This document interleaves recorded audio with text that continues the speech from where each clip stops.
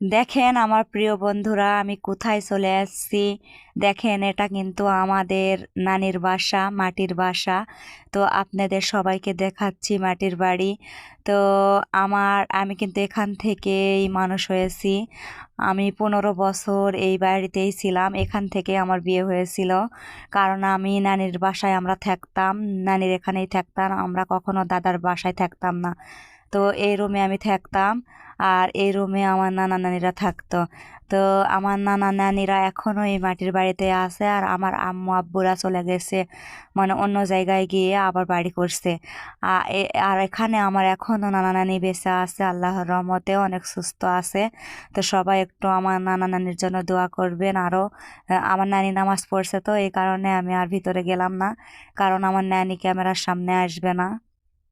ও অনেক মানে কোনোদিনই ওই মানুষের সামনে যায় না। আমার ন্যানি এখনো অনেক বয়স হয়েছে, তারপরেও আর ক্যামেরার সামনে তো আসবেই না।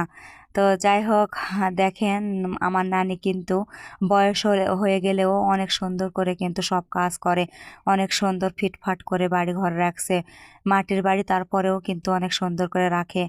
যদি আমি নানি নামাজ না পড়তো তাহলে কিন্তু রুমের ভিতর যেয়েও দেখাতাম আমার নানি কত সুন্দর করে গোছাল করে রাখছি সব বাড়ি ঘর।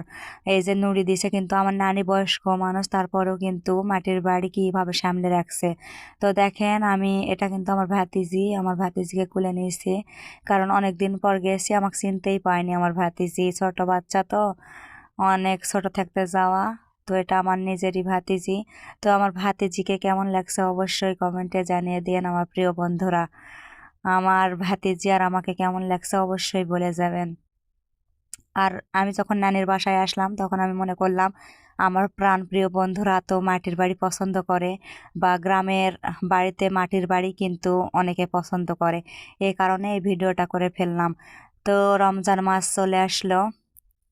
তো রমজান মাসে সবাই ভালো থাকবেন, সুস্থ থাকবেন, সবাই সুন্দরভাবে দিন কাটাবেন, সুন্দরভাবে রোজা রাখবেন, এই দোয়াই করি। তো দেখেন, আমি আবার চলে যাচ্ছি, মানে আমি বাসায় যাব, এই কারণে আবার নানির বাসায় থেকে চলে আসলাম। তো দেখেন আমার নানির বাসায়, মানে আমি কিন্তু এখান থেকেই মানুষ হয়েছি। তো এখান থেকে আগে কিন্তু এই মসজিদ ছিল, এটা কিন্তু মানে আমাদের বাড়ির পাশেই মসজিদ। এই যে এটাই দেখেন মসজিদ। আগে একটু মানে মাটির মসজিদ ছিল, মানে যেমন আমার নানির বাসা মাটির নেই, ওইভাবে মসজিদও কিন্তু মাটির ছিল। আর এখন করা হয়েছে আবার ইট দিয়ে করছে। তো আমাদের কিন্তু মসজিদের কাছেই বাসা।